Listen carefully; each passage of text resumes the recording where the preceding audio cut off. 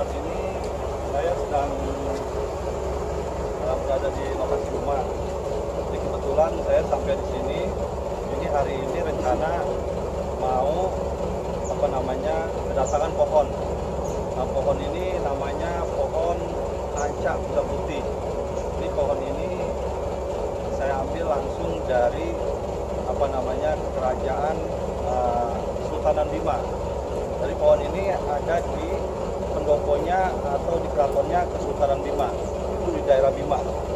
Nah, makanya ini pohon ini dari Kesultanan Bima terus dikirim ke Lombok. Nah, di Lombok kemudian diperbaiki, dirapikan. Nah, dari situ langsung dari Lombok dibawa ke Jakarta, tempat saya ini. Pohonnya tingginya kurang lebih 9 meter, terus lingkar lebarnya itu kurang lebih 9 meter. Jadi pohon ini sangat luar biasa.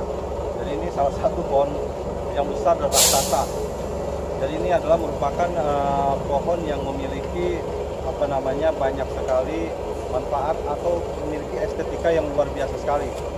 Jadi pohon bodi ini atau pohon ancak kuda putih ini adalah pohon yang memiliki estetika keindahan yang luar biasa. Ini pohon raksasa, pokoknya gede banget pohon ini. Nah, terus pohon ini manfaatnya juga dia memiliki kadar oksigen 24 jam. Jadi pohon ini apabila ditaruh di rumah, di samping dia memang bentuknya sangat indah, yang kedua juga pohon ini memiliki kadar oksigen 24 jam. Jadi pohon ancak ini, pohon istilahnya ancak kuda putih ini atau body white ya, body kuda putih ini, itu kalau seumpamakan ditaruh di rumah itu akan memberikan hawa atau energi positif. Kenapa saya bilang demikian? Dulu pohon ini sejarahnya artinya apa? Dipakai untuk banyak orang berteduh atau dipakai untuk banyak orang bertafakur atau juga banyak dipakai untuk petapa. Nah, kenapa dipakai untuk petapa? Ya itu tadi, karena ketika dia di bawah pohon ini itu membawa energi positif. Dia sirkulasi oksigennya itu 24 jam. Jadi kan kalau pohon kebanyakan kan kalau ini kan mengeluarkan karbon dioksida, tapi ini adalah pohon mengeluarkan oksigen 24 jam. Makanya pohon ini juga artinya menjadi pohon terbesar di Indonesia saat ini ya. Kalau nanti ada saingannya sih saya rasa itu ada lagi yang lebih besar gitu. Tapi ini saat ini yang sangat luar biasa sekali. Pohon ini kebetulan saya angkat itu di harga 450 juta. Jadi pohon ini itu saya beli 450 juta. Adapun kemarin sudah ada yang mau nawar-nawar, ada yang sampai 700 juta, 800 juta. Saya bilang nggak saya lepas lah, saya bilang itu.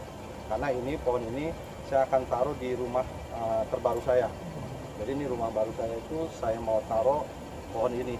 Jadi memang istilahnya pohon ini berbeda dengan jenis-jenis pohon yang lainnya seperti pohon pule, seperti pohon Kamboja dan lain-lainnya. Makanya ketika manusia itu kan bersinergi dengan alam ya. Kita ini hidup dengan alam. Makanya kalau di dunia ini salah satunya adalah itu tadi Kalimantan itu banyak pohon-pohon besar.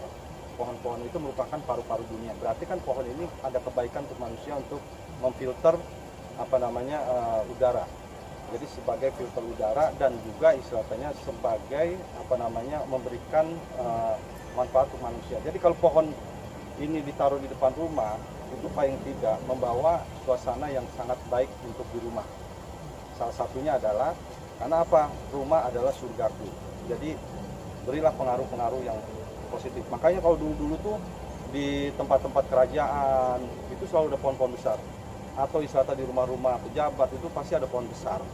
Ya enggak? Atau di rumah-rumah zaman dulu itu pasti ada pohon-pohon yang ditanam yang besar. Karena apa? Karena memang kadar oksigen atau pengaruh positifnya itu bisa mempengaruhi situasi energi yang ada di rumah. Jadi kalau makan energinya bagus, ya enggak, suasananya bagus, otomatis rumah tangganya juga akan semakin nyaman dan juga usahanya juga semakin nyaman dan dampaknya bisa membawa rezeki yang bagus. Jadi itu adalah nilai-nilai daripada pohon tersebut. Nah, pohon ancak Bali ini, ya enggak, ancak kuda putih ini, itu menurut tradisi budaya di daerah Bali maupun juga Lombok, itu daunnya itu dijadikan sebagai media untuk apa namanya melakukan upacara atau ritualitas, ya ritualitas. Karena dipercaya bahwa daun dari kuda putih ini, ya nggak, ancak kuda putih ini atau body tree kuda putih ini itu dijadikan sembahyangan ketika itu dimediasi. Nah ya nggak, itu akan mengantarkan apa namanya apa yang dimediasi ke Tuhan itu sampai ke nirwana. Jadi memang artinya apa? Pohon ini memang sangat langka. Kenapa saya bilang sangat langka? Ya karena jarang ada yang punya, dan ini saya dapatkan juga jauh, misalnya di daerah Bima, yaitu tepatnya di Kesultanan Bima. Nah kenapa ini apa namanya dari Kesultanan Bima melepas pohon itu? Ya nggak dari keluarga Kesultanan Bima, karena memang pohon tersebut sudah terlalu besar. Jadi sudah terlalu besar, mengganggu rumah, khawatir makin besar itu akan apa namanya berdampak kepada apa namanya pohon tersebut apa namanya kalau dia patah atau apa segala macam gitu ya. Jadi pohon tersebut akhirnya diangkat oleh teman saya dan akhirnya dirawat atau di apa namanya ditata rapi, dan akhirnya menjadi pohon yang memang apa namanya estetikanya luar biasa. Makanya kalau belum punya pohon ancak kuda putih, jangan bilang istilahnya apa namanya rumahnya ada estetikanya atau istilah baru punya pohon, itu biasa aja. Makanya ini pohon ini sangat luar biasa sekali. Ini pohon benar-benar raksasa. Ini diangkut oleh mobil apa namanya van-nya aja, ini kapasitasnya itu apa namanya hampir 40 ton.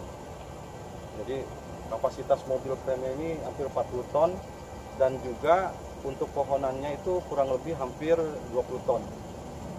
Jadi besarnya seperti apa tuh nanti kita lihat aja ketika pohon ini datang dan juga nanti diangkut, istilahnya nanti semuanya bisa tahu. Dan ketika nanti dipasang, dia pohonnya itu rantingnya banyak ke atas, tapi memang oh ini pohon ancak putih ini sama nggak dengan pohon-pohon yang istilahnya body tree yang lain atau juga dengan pohon-pohon beringin atau apa?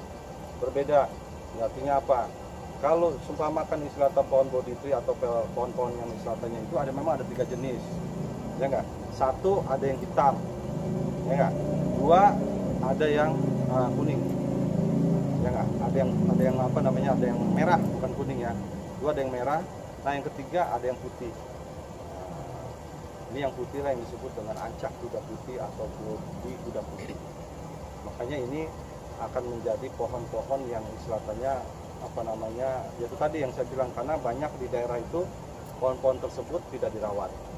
Kenapa pohon-pohon besar di daerah itu tidak dirawat? Karena satu, ya enggak, pohon besar apabila ada geladang itu menurut apa namanya para petani itu tanamannya kurang subur.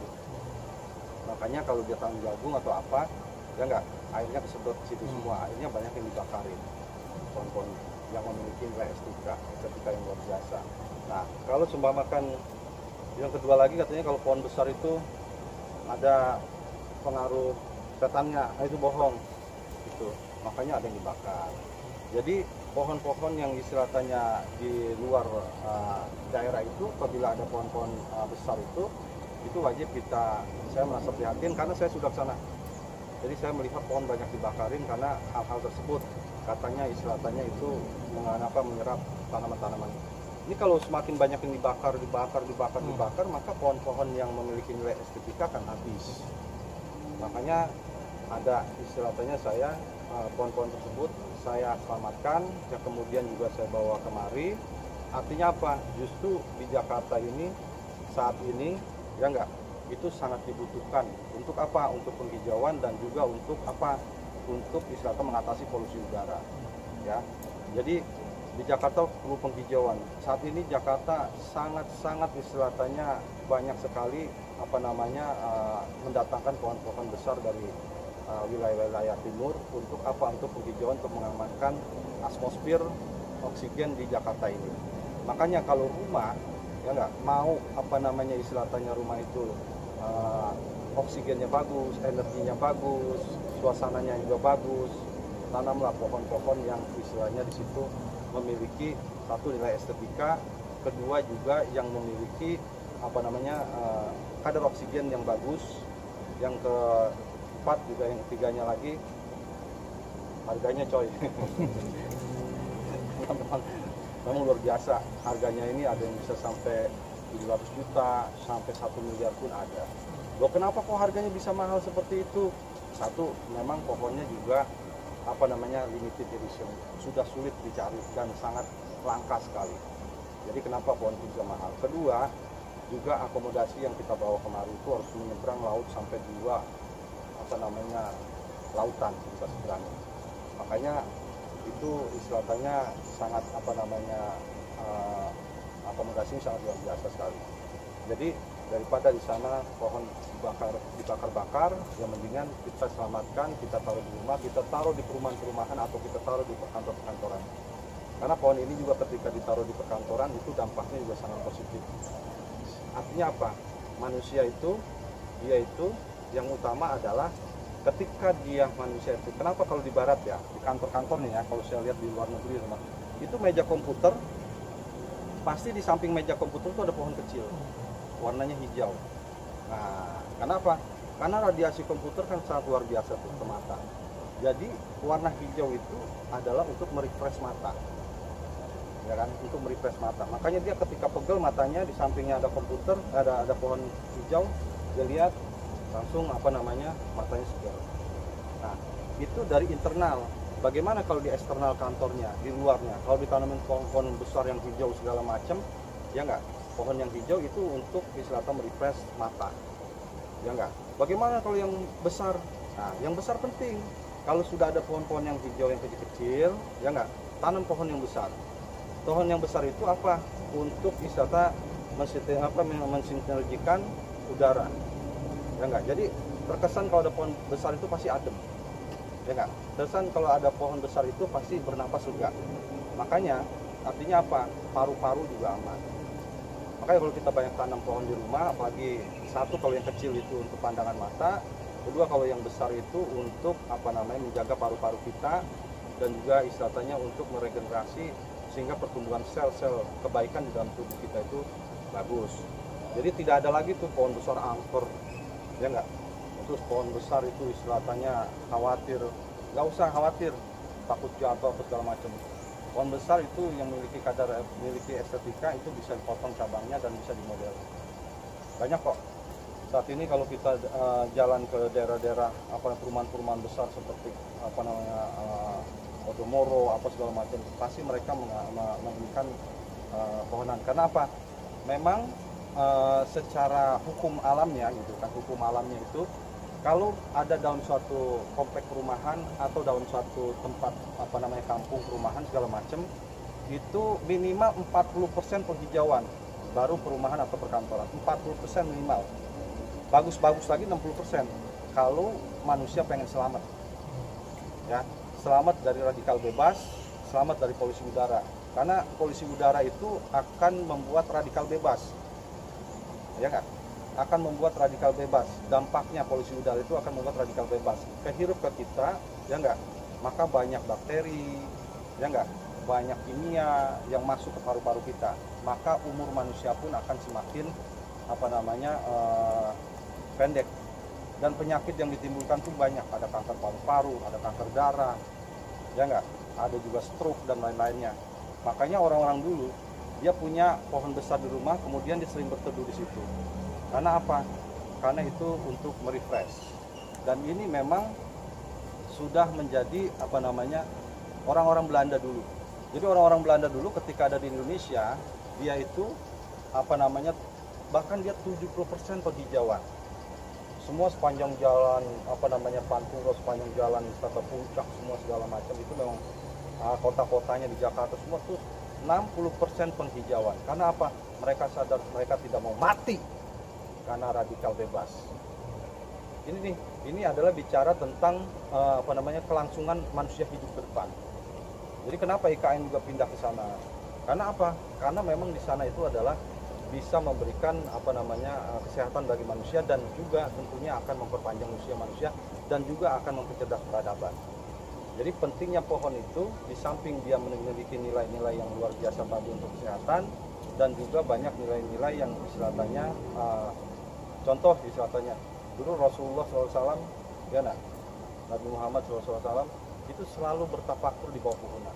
bahkan pohonnya aja sampai ribuan tahun masih ada. Enggak, kalau kita ke daerah Timur Tengah ada pohon Rasulullah itu sudah mencapai ribuan tahun. Tafakur Rasulullah ada di bawah pohon. Ya.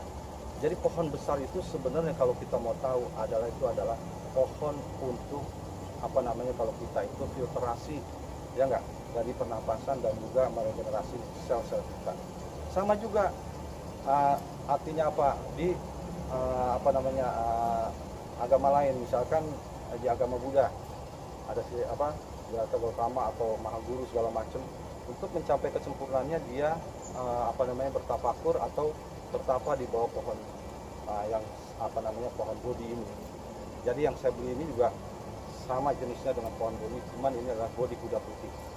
Nah ini pohon-pohon ini apabila istilahnya dia di situ melakukan apa namanya duduk di situ, maka itu tadi yang dilakukan semua istilahnya Mahaguru atau apa yang di dalam agama Hindu, dia mencapai kesempurnaan kesehatan tubuhnya, mentalitasnya juga istilahnya beda dengan manusia yang lain yang mereka itu tidak apa namanya melakukan itu. Makanya zaman sekarang nih masyarakat modern ada satu Indonesia, jadi sangat luar biasa sekali. Sabta mana? Yuk, Sabta.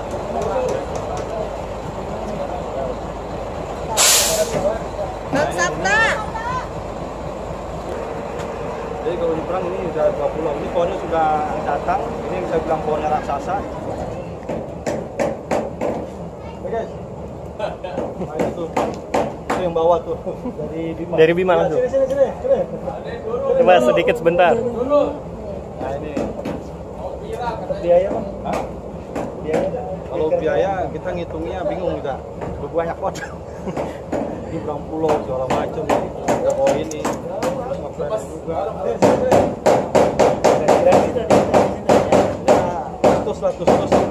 terus. Ya, ini nih, drivernya nih yang bawa dari sono nih, pakai Dari Bima langsung. Dari Lombok. Ya, gimana tuh?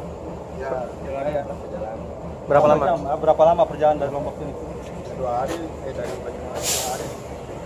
Apa lu kan 2 hari. Ya. Terus dari berapa hari? 4 hari ya.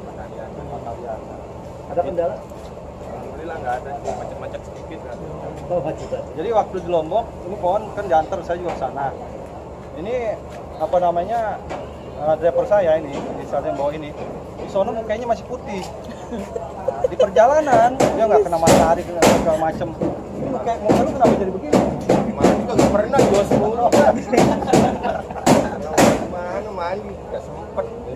Jadi nggak sempat mandi segala macem ya nggak. Pokoknya terima kasih banyak nih. Apa namanya diantar pohonnya kemana? Jadi kita udah apa namanya pohon ini datang nih, persiapan semua.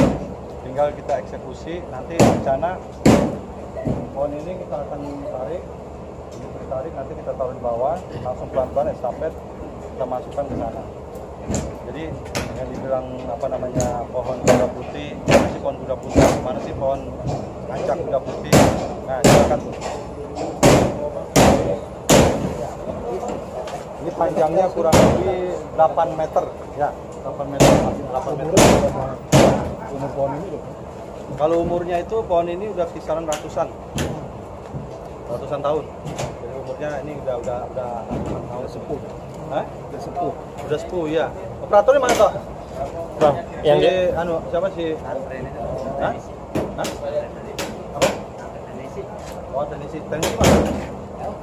Oh, ya. Bang, yang dimaksud ancap putih ini ya body tree, bodinya agak putih-putih gitu ya, batangnya ya. Ini yang disebut dengan ancak putih ini karena ini kulitnya nih.